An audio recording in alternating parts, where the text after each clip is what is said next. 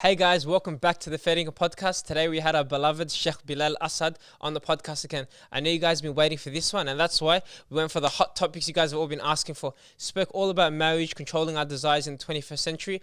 It's marriage like you've never heard it before. You guys would love it. Take some notes. Everything should be all good, and enjoy the app. I'm afraid people are going to break me apart. He says, how about whoever connects you connects with me, and whoever breaks you apart are broken off from me. So whoever connects you is connected with me. Whoever disconnects you is disconnected from me. So connecting with Allah and connecting with your family plays a huge role on your children, on yourself. Isn't that correct? 100%. So when we get married, we need to look ahead and think, okay, and get advice from our parents, get advice from our elders. Yeah. What is the real... So we see our grandparents, mashallah, they've been together 60, 70 years. They'll have a fight and we think, oof, it's World War III.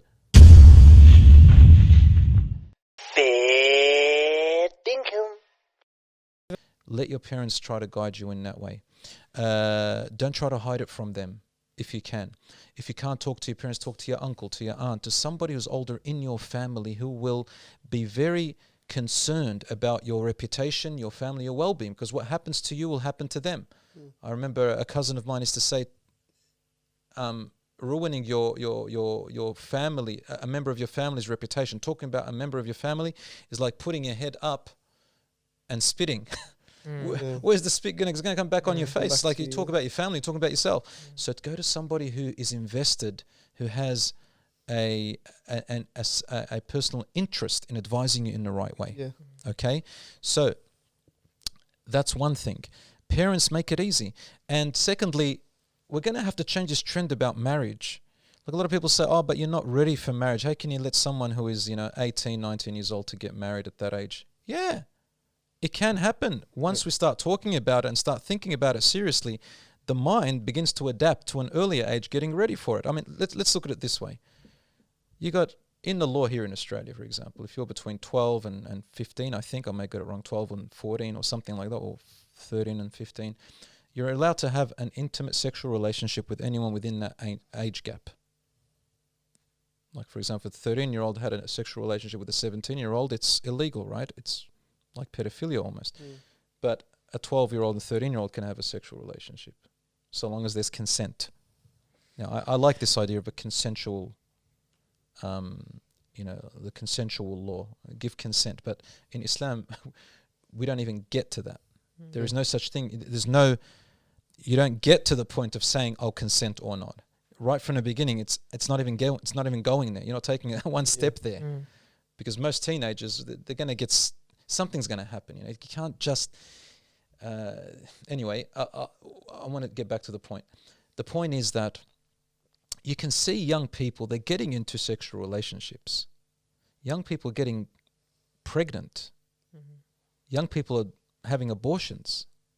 I asked here at the Mercy Hospital, in some hospitals, I asked the nurses, midwives, do you have young people, young girls coming for abortions? They say, yeah. Sometimes we have 15-year-olds, 16-year-olds. Obviously, there's other families, but people who are married, but youngsters are why? They're not ready to have a child. Oh, they made a mistake. So why is that allowed? But marriage is not allowed. Some people live together. Let's say they're 16, 17 years old. Some of them even, they do everything a married couple does. Some. But they're not allowed to get married. Some of them live with their parents, but they do everything a married couple does, and they're allowed to get married. So anyway, here in Australia, 18 years old is the legal age. We're not going to dispute that. We're not going to go against the law here. 18-year-old is the legal age. And I'll never do a marriage for someone below 18. However, 18, 19, why can't we talk about this? Yeah. Now, some people reach the age of 30, and if they've never experienced marriage before, they're still amateurs. You have to have that experience. So where do you get the experience from? Where do you get the wisdom from? Where do you mature from? Through living through something, through having experience through it. That's why for over 1,000 years, thousands of years, people got married very, very young, and they matured at a very young age. Now, obviously, we've got to look at our society. Some of them are not really ready at all, but if we can start changing that attitude, talking about it, and people can probably get a little ready a bit earlier. Parents, if they are wealthy, if they have financially comfortable, yahi, support your child. It's all right. Support your son to get married at a younger age. All right. If they are ready and they can, inshallah, support them financially. Get them onto their feet. Help them. Lower the expectations. You know, for example, we have in some societies the mahr is too high.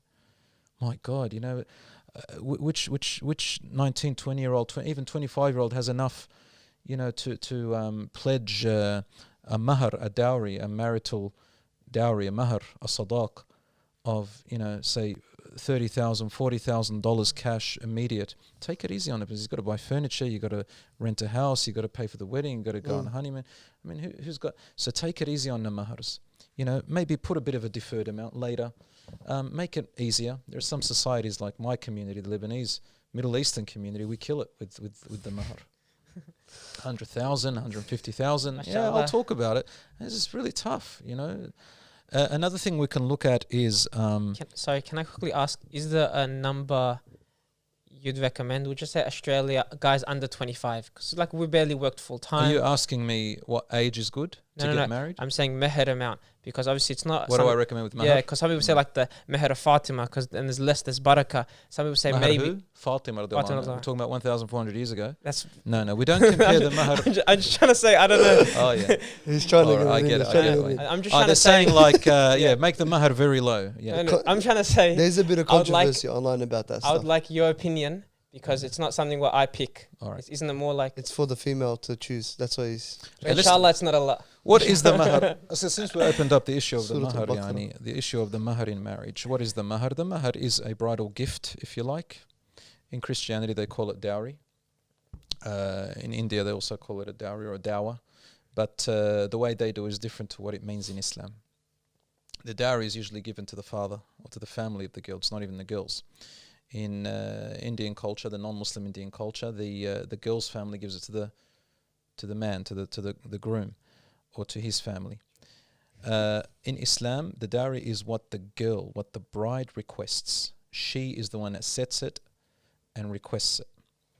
Her father, however, is representative of her, so she's not the one that goes out and speaks about what she wants, because that could be that'll be probably embarrassing for her. It's uncomfortable for her to say. So her father is the one that speaks on her behalf, and he advises her, but he lets her know. Some fathers, they don't even ask their daughters. I've done marriages for people where the bride and groom have no idea what a mahr is and what it is and what's going on. They go, I don't know, my parents, whatever they agree to. So, but hold on, mahr means the groom, you have to give, you have to pay that, you have to settle that, you have to give it to the bride sooner or later. You don't know what you don't know what he owes you.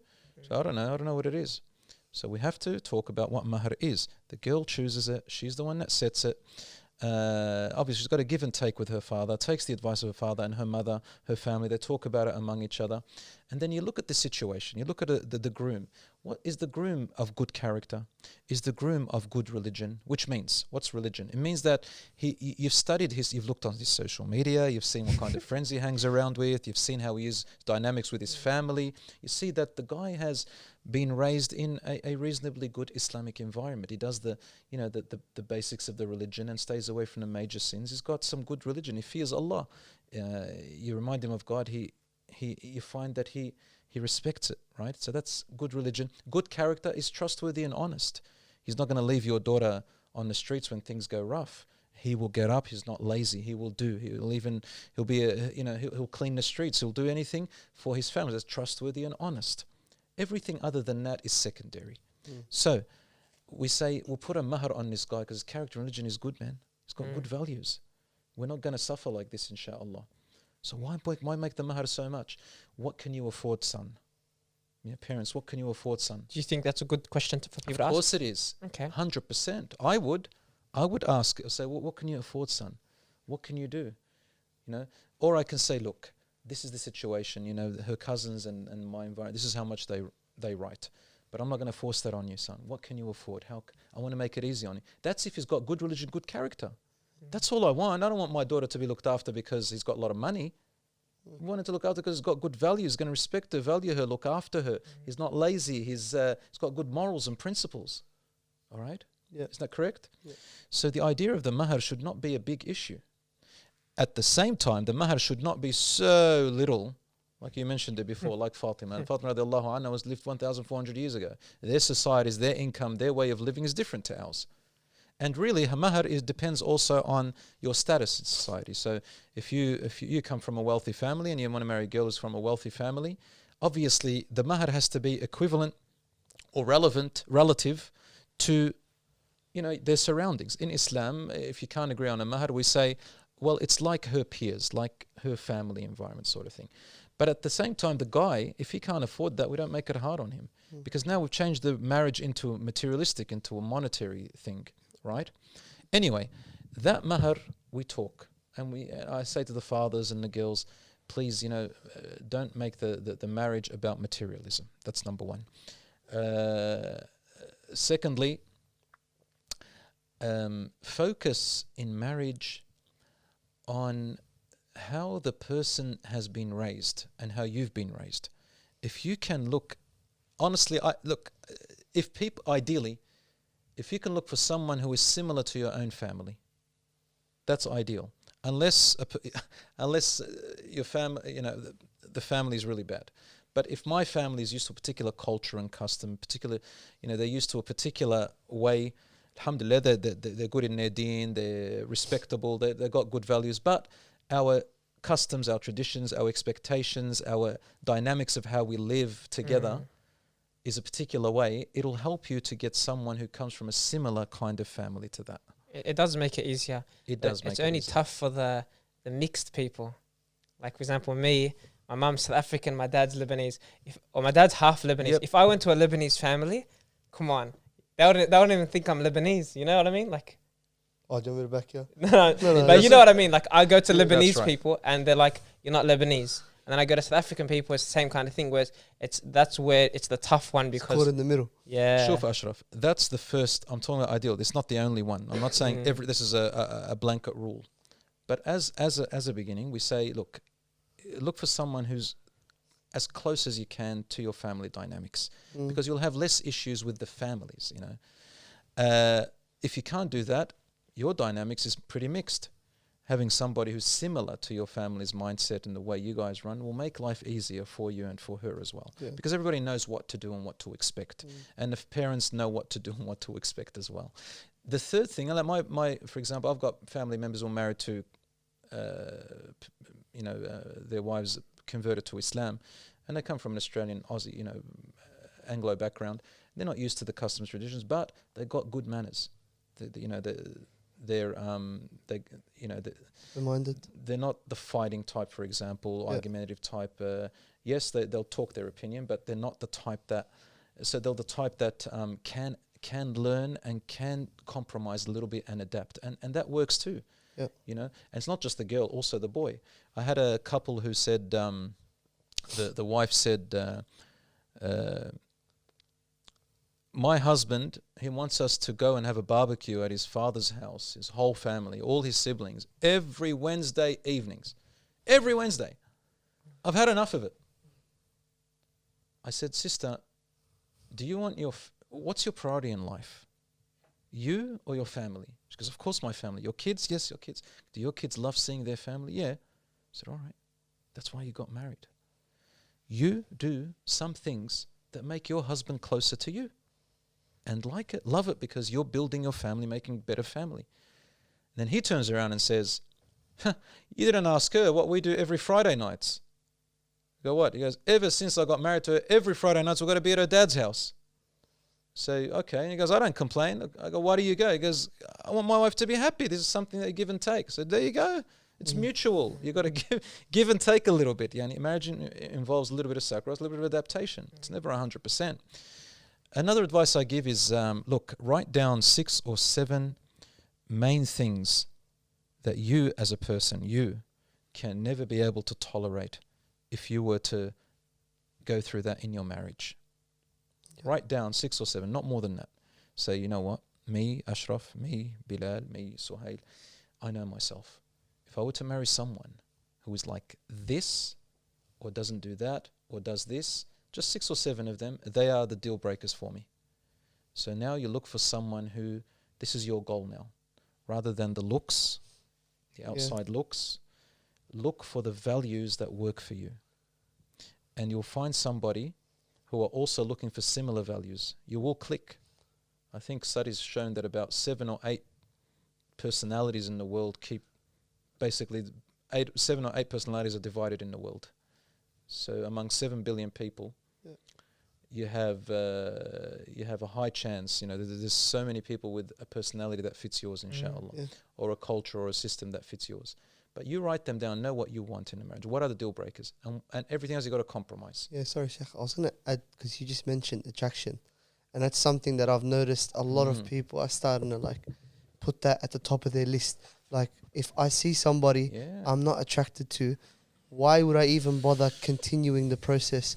When you've obviously made clear, and the deen has as well, that there's qualities and values and morals and ethics that are at the core of the person that are brilliant, and they're a very good individual, and they're going to take care of you, and they're going to be there for you 150% of the time.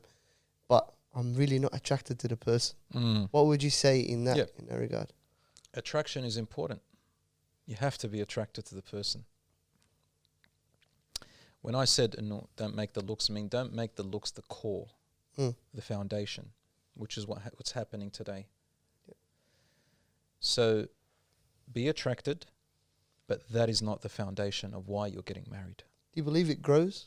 Of course. Attraction, physical attraction takes the back seat after you get married. After a few months, 1 year, 2 years, it takes the back seat. I'll tell you why.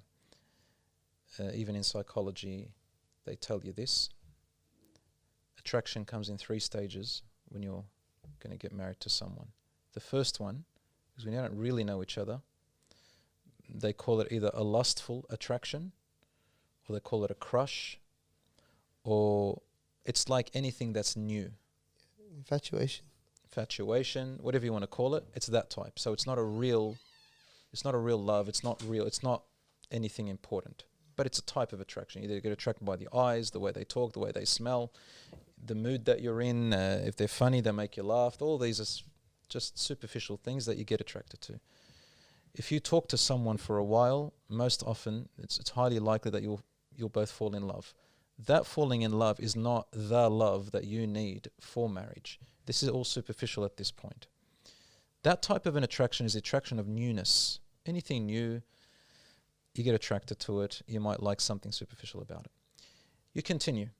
If you start discovering values that are the values that you can live with, the values that you really respect, which you're looking for, it turns into what we call a romantic attraction. And that's the engagement stage. You get engaged. So first it's haki, we say in Arabic. You go and you ask about them, and you can call the parents up or ask about who the family is, give them a visit, ask for permission if you can talk on the phone, come over and talk, go out with sometimes with friends or family and just sort of see how you are, come and visit. You're allowed to do all that. That's called halal dating. It's called tahanik as well, yeah. Not tahanik. Halal dating. Halal. Tahanik is an Arabic word for just wasting time. But no, you're not wasting time because your intentions and your motives are clear. They're good motives, they're good goals. You are looking for marriage. Okay, tahanak is when you're not looking for marriage, you just want to spend time. That changes afterwards into romantic attraction, that is the engagement stage, and it works itself into the marriage, especially in the first year. Then after first year, second year, especially when you start having children, you go through the ups and downs, you settle. Usually takes about 1 to 2 years. Then it becomes a different type of attraction. It becomes, what do you call it? That's real attraction. You're no longer attracted just to the physical looks. That's secondary. That takes a backseat. You feel you are part of them, they're a part of you. You start feeling you are one. As Allah says, "Hunna libasul lakum wa antum libasul lahun." You are like clothing that wear each other. And you feel, you find your mental state gets into that. It's not just me anymore, it's them. It's not just me anymore, it's her. It's not just me anymore, it's him as well. And so you give a little bit from yourself. That's when you start being one. That's the attraction that you reach. Now, to reach that attraction, you got to make your priority the values and the principles, the deen, those things. As for the physical attraction, well, this is what you can do. You look for the values, but if you don't like the physical attraction, move on. Look for someone else who's got the values and the physical attraction, but never just the physical. I'll give you an example. This is what a common mistake young people do. They look for the physical attraction, and it occupies their mind. Then they get to know them in the wrong way. The parents are the last people to find out. By the time their parents find out, 2, 3, 4, 5, 6 months, 1 year, whatever, they jump in, they visit each other, and then they find out a whole different face to this person. Now, hold on a minute. He's not really good with his sisters. He's a bit aggressive. Oh, I never saw that. I got too busy looking at his muscles. And then he says, oh, she doesn't respect her parents. Oh, she argues with them. She's going to argue with me. I got too busy looking at her beautiful eyes all these years, all these months. Now, because there's this long relationship there, which is based on physical attraction and just you and her, some people don't know how to get out of it anymore. They will compromise and look past all the red flags that they know they will not be able to work it out. But they'll say, I'll make it work. I'll force it to work. I'll place boundaries. I'll tell my family. I'll tell her family. We'll all place boundaries. No, it's me and her. We love each other. Romeo and Juliet. I don't like that book. I don't like that book, wallah. If it wasn't for the English that they're teaching, I don't like that book. It actually does the complete opposite of what everybody thinks it's supposed to. It's about just you and her, or her and you, as if you guys living on some other planet and there's no one else in your life. No, it's actually about how stupid lust is. Yeah, that is lust. He's basically like, I don't know, if I heard the reverse annotation of what Shakespeare actually meant by it. It's to show that people that you fall in love very young and you let your lust take over you. Look how dumb it could become. Like that guy killed himself and she killed herself. And then what happened? I mean, what did I see? I saw suicide. I saw breaking up with family. I saw families, killing each other. Mental issues. I mean, is that what Allah created? Is that why He created men and women? Allah says He created the man and the woman. He created you into pairs so that you may find tranquility and peace with each other, and He made between you compassion and mercy. Tayyib, question: when you marry someone, isn't their entire family going to be part of your life? So where are we going? Yeah. Why aren't we considering them? I don't want my parents to get involved. Yeah, I know. Parents should not get involved. They've got a boundary. There's a limit to how much they should get involved. But since I'm talking to youth, I want to say, take it easy. They should get involved to a certain point. That you're their children. You're gonna have, inshallah, grandchildren who are connected to them. You're going to visit them. They're going to be part of your life. They can't wait to see grandchildren coming along and having fun with them. They're going to invite you. You're going to invite them. You're going to have Eid. You're going to visit. They're your parents. They might get sick. You need to look after them if you can. You're always going to be, everyone's going to be involved. Your siblings are always going to be involved. Getting involved in your personal life is one thing. Being involved in your life as a family is another thing. So everybody knows that. So this is what I say to young people. Look at your parents. What's their life like around? You're going to be there. Maybe not exactly like them, but that's how you're going to be. So is there this infatuation now? Is there this romance every day? Is there what you're doing right now with that new person? No. You're still in a new stage. You're going to be like that. So everything's normal. Everything's settled. What become your priorities? What are you going to start doing? So look at yourself 5 years down the track. And that's probably a good question when you get engaged to ask in a very informal way that, I want to tell you what I see myself in 5 years or in 10 years. And you say, where do you see yourself in 10 years? I'd be interested to know that. Even a good personal question to ask yourself is to describe your ideal ordinary week. So ideal, of course. There's a list of 10 questions that, inshallah, I want to prepare and put up. I learnt it from a great marriage counselor. His name is Dr. Jassim from the Arabic world. He's really, really good. He's also a psychologist, and he talks about 10 main questions that you should revolve your conversation around when you meet someone in times of engagement. And one of them is what you said, your daily hobbies and likes and ambitions and goals, things like that. And one person said, I asked all these 10 questions to him. One girl said, I asked all 10 questions to the guy, and every one of them he said, I don't know, I'm not sure, I don't really have a goal. Tayyib, what are your hobbies? No, I don't really have a hobby.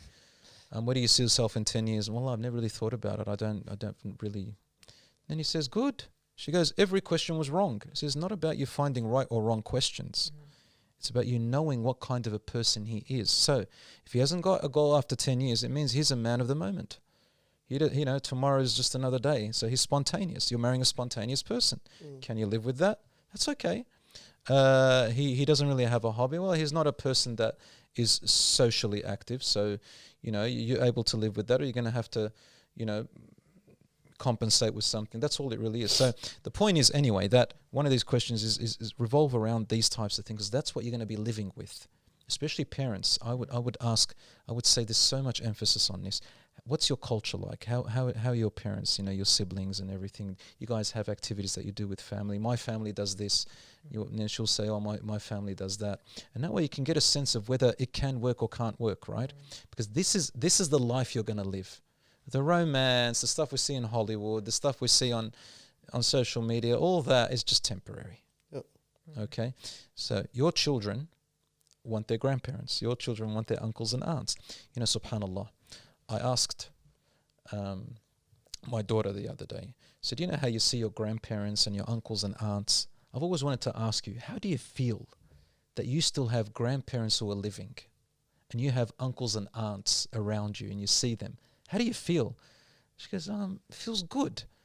I wanted her to tell me more. I said, do you feel like you're whole? You're complete? Like, do you feel like you exist? She goes, yeah, I feel like I exist in this world. I've got all these people that I'm made up of. So I feel like I have a presence in this world. Imagine now if you get married to someone and all you're thinking about is just you and them, and that's it, and the whole family's out of the picture, and they're the last people. Well, the whole purpose of your identity and your existence and your fulfillment and who you are and your happiness is all these people that you're made up of. Wow, look at that. I'm not just made of mum and dad. I've got ancestors, I've got grandparents, I've got uncles and aunts.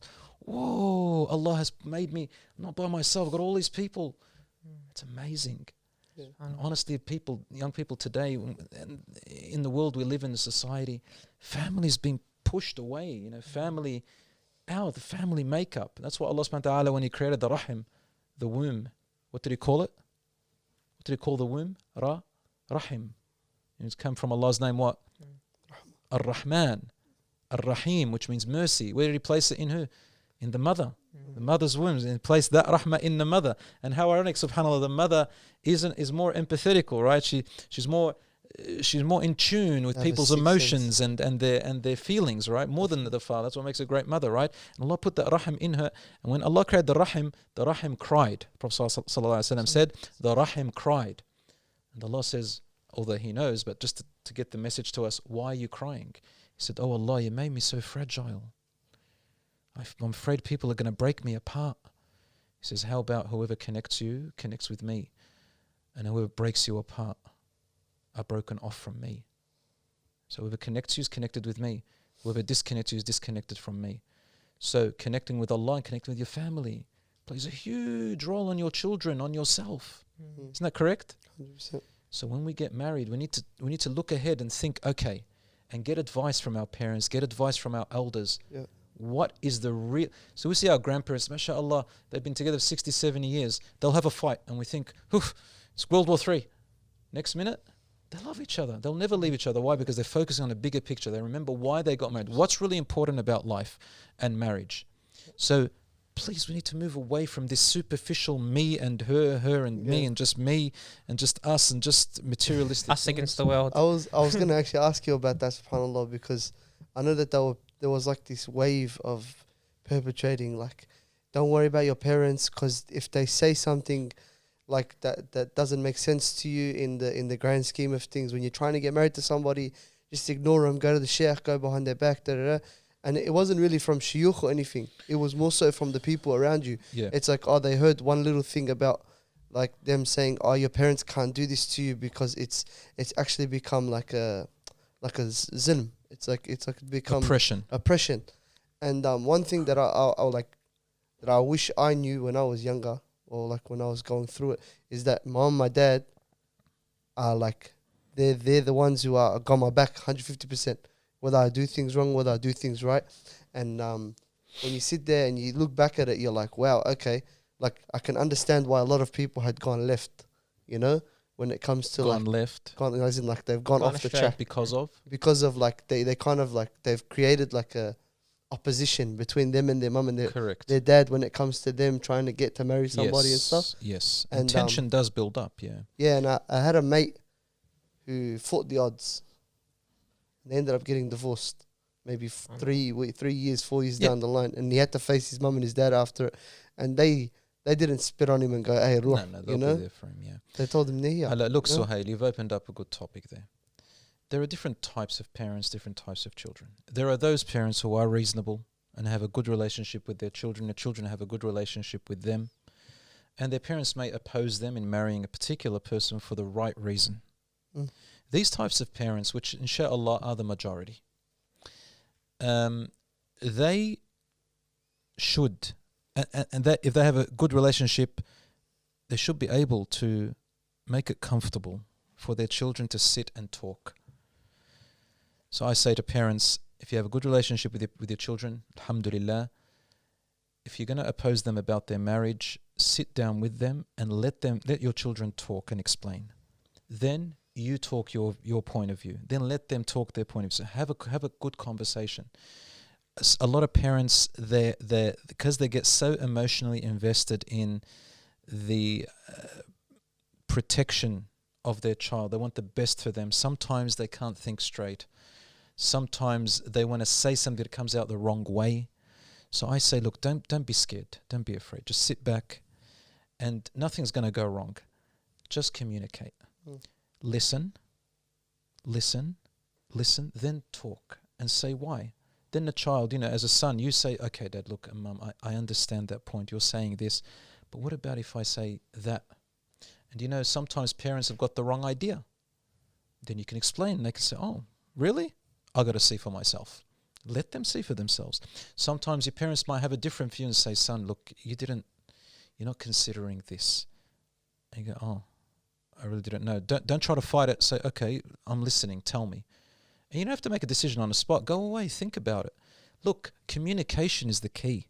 And you've got to lower the guards down a little bit. You're never going to be always right. I'm now I'm over 40 and till now, my dad, sometimes my mum says something to me and, I come to sort of put my guards up and think, come on, man, I'm over 40 and you're coming telling me. But they still have a point sometimes. Sometimes because sometimes I'm emotional. Sometimes I'm just blocked looking at things from a different angle. They know you're the best. 100%. But then there are other parents who are unreasonable and they are oppressive. Like, for example, there are parents who base the choices of who their child or son or daughter want to marry based on the wrong reasons, like just purely race, purely wealth, purely status, purely reputation, purely because they let people walk all over them, purely because they're controlling, purely because they're helicopter parents, purely because they're narcissistic. You got parents like that who have been raised who grew up in a domestically violent family, and now they're projecting it onto their children. You can see that, right? Yeah. Now, there are those types of parents as well. And alhamdulillah, we hear about them the most only because they're the loudest, all right? But they're not the majority, inshallah. Now, these types of people, you do need help with these people. So, obviously, we don't say, you're going to have to settle with that, because like that last report I read about from the AFP about that girl who their parents forced her to marry a guy she doesn't want. And it was a forced arranged marriage. She ended up in Shepparton with him, and after a couple of months, it was not this January, the January 2021, I think that happened, or before, and she had been murdered in her house, and they found her there. So what we're saying is, in Islam, it is haram to force, to pressure, coerce your children into marrying someone they don't want to marry. Even if the parent has a good point why you should marry a particular person, they have no right whatsoever to force you into marrying them. You have the last say about if you want to marry them or not. They can advise you, but they have absolutely no power in Islam to force you to marry someone that you don't want. So those times, you got to seek advice from someone who they respect. Talk to an uncle, an aunt, a grandparent, a sheikh, somebody else, right? And then some people I've advised to, get a different wali, because they were just so unreasonable. Mm. Sometimes a sheikh becomes their wali or someone else because they're oppressing them. If they stay like that, they'll never get married, you know. Yeah. So there are those types as well, you know. So Islam has created a solution. I advise young people, please don't sort of try to solve everything by yourself and put your guards up against everything. Give your parents a chance. Communicate with them. If it doesn't work, seek advice from someone else who's older. Don't just do it all by yourself and resort to just being stubborn and doing your own way, because you might lose both worlds, you know. Yeah. Just to clarify, it wasn't an experience with marriage for me. It was more so like just a back and forth of my parents about certain choices I made in life. Yeah. What was the name again? Allahu A'lam. No, joking. Yeah, so I'll go into the next question, inshallah. Do you believe that soulmates actually exist? That whole concept of soulmates. It's actually massive now on social media. I don't know why. What's define soulmate? What So do like you understand it as? They lock eyes. And actually, is it that? They said love at first sight is that. But soulmates is kind of like, this person was mine and that's it. And we were meant for each other. As soon as we clicked from the start. There's a few problems in that. How do you know that you are meant for each other? I mean, if it hasn't happened yet. Allah, I'm not on that wave. I'm on a different wave. No, I'm just, we're talking. I'm not asking you. I'm talking I rhetorically. think they use the ayah like and we created you in pairs. Yeah. And they said like the soulmate thing is we'll pretty much soulmates before we're born. We're pretty much born to be together, and that's the thing they use. There is a hadith of the Prophet ﷺ, which is in, I believe it's in Bukhari. It's an authentic hadith which is undisputed. It says al-arwahu. It's a long hadith, and part of it says al-arwahu junudun mujannada. The souls are like soldiers in rows together. And then he goes, I'll just translate it in English. Sometimes when you meet that particular soul, you find that you're able to get along with it. And they automatically find that they can get along with you. And there are souls, they meet each other, and it's like you detract each other. So some attract and some you move away. Yeah. And the soul just feels it. Okay, there is a hadith about that. These are personalities and people you can get along with. Some people you click with, some people you don't click with. But is that applied to people who are lovers, like husband and wife? Or is that what the hadith is talking about? Or is it talking about in general? It's talking about everybody, like you and me. If I meet Ashraf and I feel, you know what, Ashraf? Something about you when I see you, I feel comfortable. You say, Wallahi, I feel the same. And even though we don't know each other that well yet, there is that element, according to the hadith. It's a long story. It's based on an ayah in the Quran where Allah subhanahu wa ta'ala took the souls out of Adam alayhi salam, our father, and we were all there, and we all bared witness that we will believe in Allah and that He is the one and only, and we have accepted the trust and we saw each other, we know each other. And Allah subhanahu wa ta'ala created the souls in different personalities. Some He created them from the harsh clay, others from the light clay, some from the soft clay, some from the rigid clay, some from this color clay, that color clay. So we are created in different personalities, and sometimes we click and we don't click. However, the problem with saying, okay, we're meant for each other, you don't know that. I have heard so many people who said that in the beginning and end up having a toxic relationship later on. Mm-hmm. There is a difference between ambiguity and real love. Emotions and whether realistically this marriage can be good for you or bad for you. I mean, you can love someone, but it doesn't mean you're going to get along with them. I've heard of people, the worst types of relationships are the ones where you're stuck in a toxic love, but you say you love each other, but you're toxic to each other. Can't stay, can't leave. That's the worst torture, right? Usually these types are the people who did not follow Allah's guidance from the beginning. They started off in the wrong way in the name of, we're soulmates. You don't know that. That's why Rasul Sallallahu Alaihi Wasallam, he told us, he said, إن جاءكم من ترضون دينه وخلقه فزوجوه. If a man comes to you with that you are pleased with their religion and their character, marry him off to him. إن لم تفعلوا تكن فتنة في الأرض وفساد عريض. If you don't base it on this foundation, there's going to be chaos everywhere. Everyone's going to be ruined all the time. He said, تنكح المرأة لأربع. A woman is married usually, predominantly for 4 reasons. جمالها, her beauty, attractiveness on the outside. ومالها, her wealth.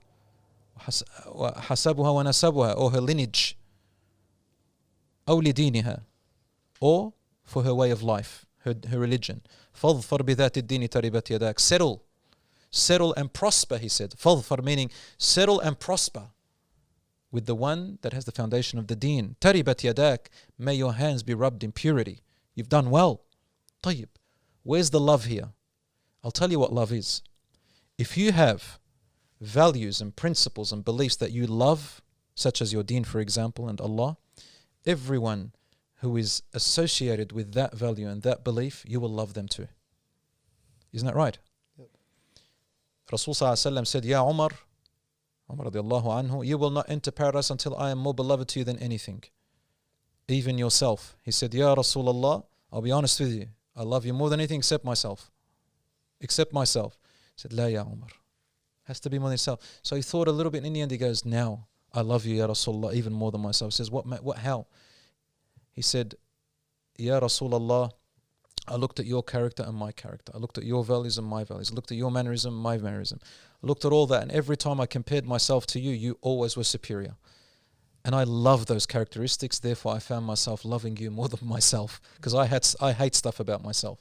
He said, Al-ana ya Umar. Now, O Umar, you have reached. So what is that you really love about a person? You love about a person the things that you value.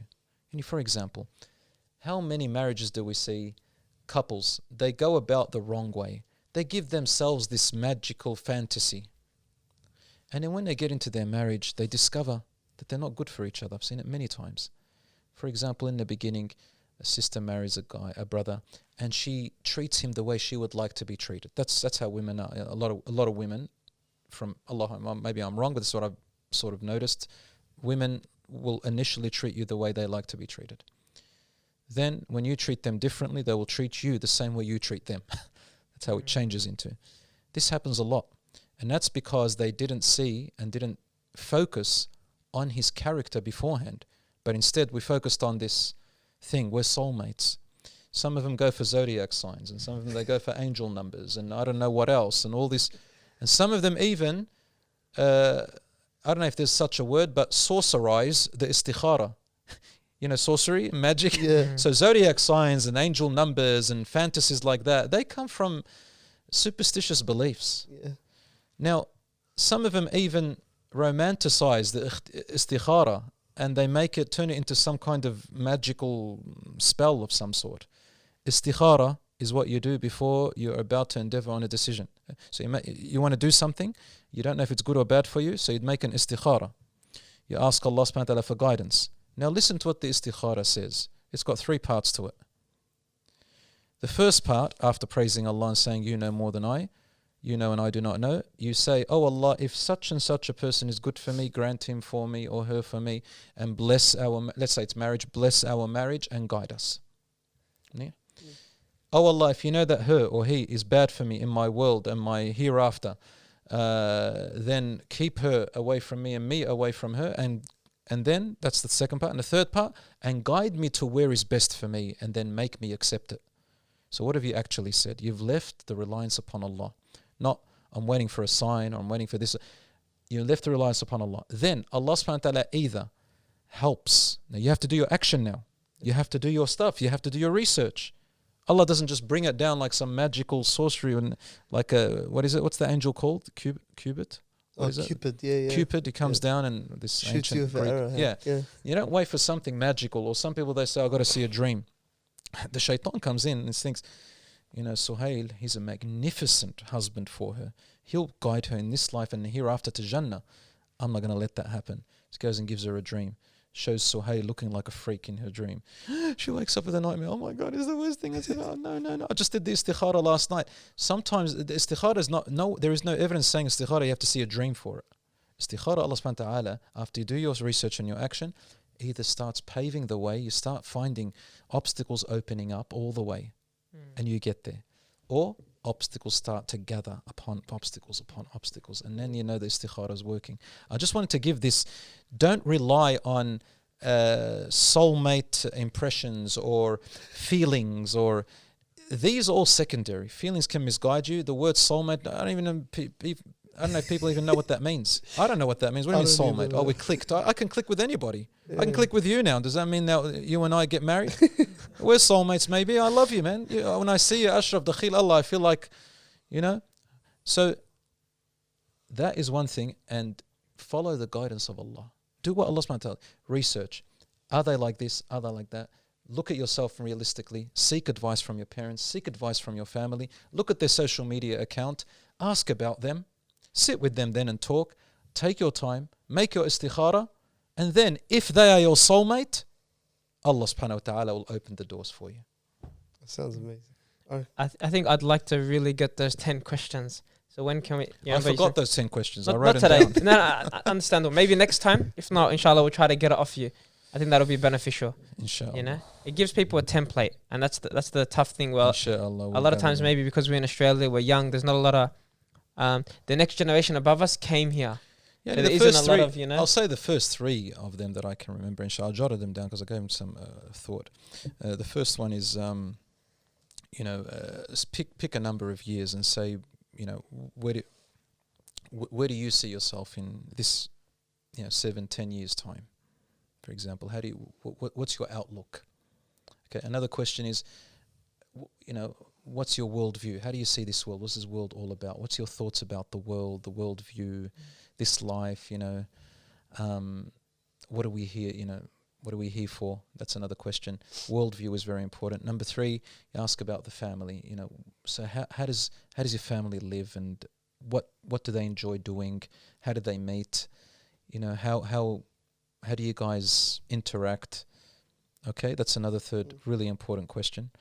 A fourth one is what you said. Say, so what do you enjoy doing?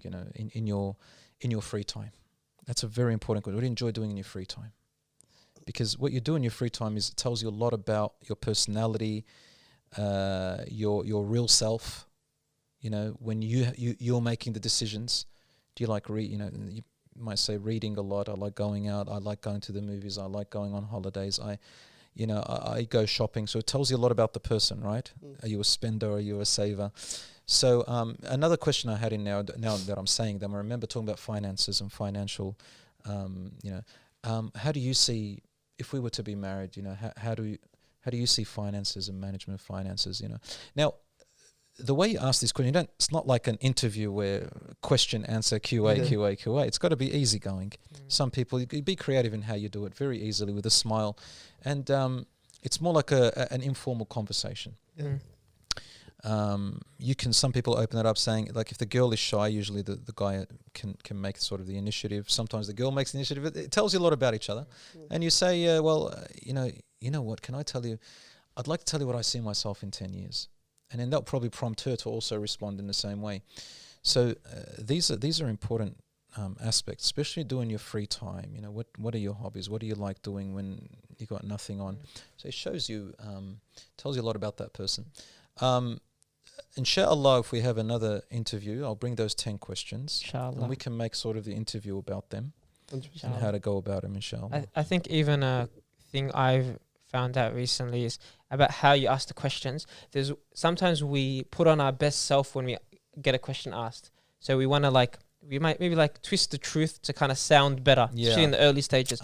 So you can ask questions in a way, like for example, I'll frame a question for you. If I ask you, do you listen to music? Someone will say, no, because I don't want her to think I listen to music, so I want to do the right thing. Or you could ask the question, who's your favorite artist? And the person might say, it's person X, Y, and Z. Or they'll say, I don't listen to music. So you ask the same question, but you find out the real answer. And that's just because how you word it. Of course. So these are secondary questions you would ask. I'm not saying music. I'm saying ask the question. I'm thinking the questions I have, the 10 questions are more, they're open-ended. So when you actually talk about them, they will open up other conversation, but they lead into. So what do you do in your spare time? That can lead into all that conversation. So the idea is not to ask specific questions, but rather open-ended questions that would make you guys discuss and talk. And when you come back again, you can talk more.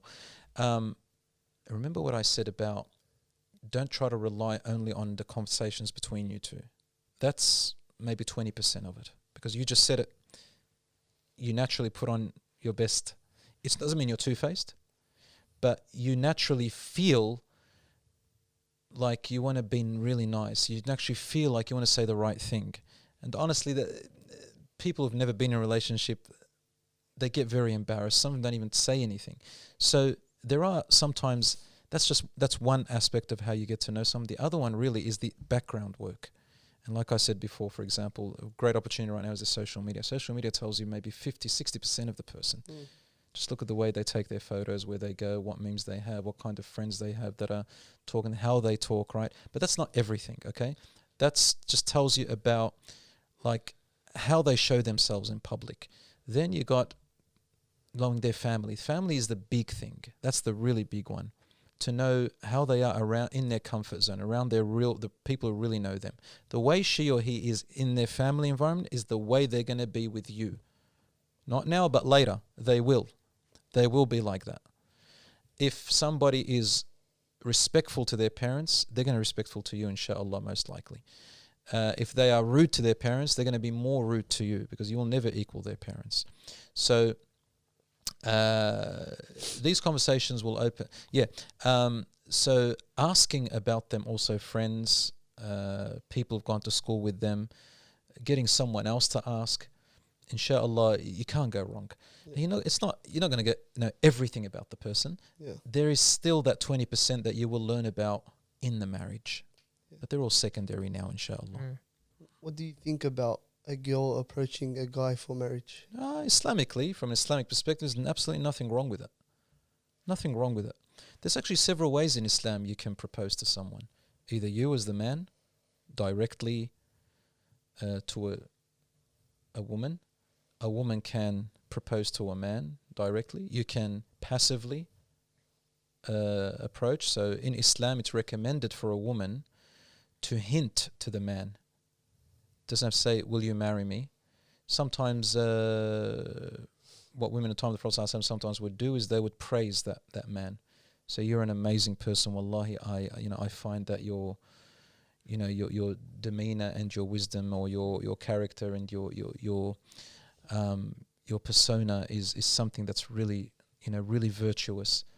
And honestly, mashallah, you're a great man. You come from a great family. When you see a woman talking a lot like that, it could be a proposal. If a woman wants to propose, she can propose that way. She can be direct as well. There's no harm in doing that either.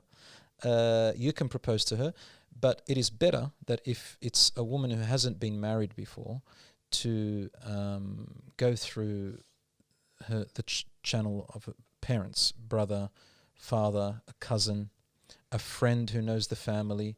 So you don't have to. There's several ways. Another way is where the father himself offers his daughter to, a man that he likes. That was the custom in the time of the Prophet ﷺ. So a man would stand up, says, I have 4 daughters, and I'm offering them for anyone who would like to approach to ask for a prospective marriage. So the father used to do that. This day and age, hardly anyone does that. Still some fathers do that. I know a few fathers who did that. So there's nothing wrong with proposing in that way, so long as it's respectful and obviously within the Islamic boundaries. Do you have another question? Faddal. I have the last one. How do you feel about those type of families or people that try to test the other person? So, like, for example, there was a sheikh that I once listened to, and he spoke about how there was a guy who was coming to a family friend of his. Their house is like an hour and a half away, and he's a prospective husband for their daughter. And he's driving the whole way, and then when he got to like 5 minutes out, they called him and go, "Oh, we're not seeing you today because we're talking to other prospective people for our daughter." And then they wanted to see what his reaction was, and then he pulls up to the house, and then he goes, "Oh, okay, khair."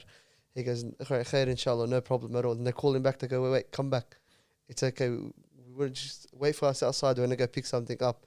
And then they tested his patience when he was driving through they took him on a longer route and whatever it was, and they kind of tested his patience to see how he was in certain circumstances. Yeah. How do you feel about that? No, look, there's nothing wrong with testing. it's probably a good thing because it's a good way of knowing someone, right? I mean, a man said, "Ya Umar to Umar radiallahu anhu, I like this man." He said, "Maybe you've just seen him pray a lot and read the Quran a lot and making a lot of dhikr." He goes, "Yeah." He goes, "Have you traveled with him? Have you dealt in business with him? Have you ever stayed and spent time with him in his house?" He goes, "No." He said, "You don't know anything about him." All of that is a form of a test. However, the part that you said where they basically made up something, that's a lie. So you don't test with a lie. It's haram to lie, and it's kind of like a deception. So test the person out in normal things that you test them out. We're always testing. Even when you're sitting together and you're talking, you are doing a test. You're testing yourself, you're testing the situation, you're testing whether she is good for you. I mean, it's all a test. But when we say the word test, it just sounds ugly. But what you're doing is you're looking at this situation. You're seeing what this person is like in a time of anger. And that's actually a very good test. If you really want to know someone, I know how to do it. do that. It just came to me. Yeah, but don't lie. Don't lie about it. Don't deceive. Just try to be honest. Like what you said, they went out in situations where you know there's going to be people who talk loud, let's say, or whatever, or they might they're blunt. You say, "Oh, let's see how this happens," and you sit down, you see how his reaction is. That's okay. That's fine. I don't see a problem with that, inshallah, as long as the intentions are right. You don't expose the brother and talk and backbite him after that.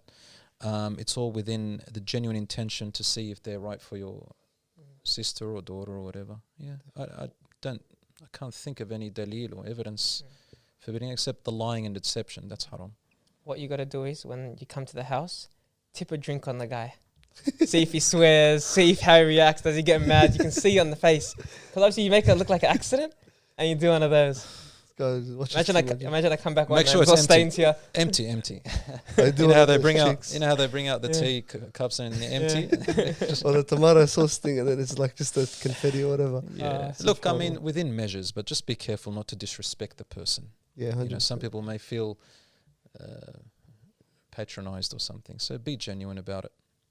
As much as you can, be polite, be respectful. Yeah, I think that helps, inshallah. Inshallah. I think you've answered all my questions. Alhamdulillah. Alhamdulillah, wallah. We're definitely going to bring you back on for those 10, inshallah. Because We'll I know come back to Ashraf's the 10, cheated about that. inshallah. The 10 questions to ask during engagement. Inshallah. And we'll definitely, inshallah, we'll have more upcoming podcasts with you about all other topics, inshallah. And thank you. I think it would be good if people comment this time about some topics that they want us to chat to Sheikh about and stuff like Definitely. that. Get some engagement from the audience. Inshallah. Yeah, inshallah. Yeah, Not that it's type my of pleasure. engagement, though. I said not that type of engagement. Alhamdulillah. Inshallah khair. Thank you very much for watching, guys. Like, comment, and subscribe. And inshallah, we'll definitely have Sheikh Belal on again. So don't ask us, please. We'll bring him back, inshallah. Have a great day or night or wherever you are, inshallah, and take care.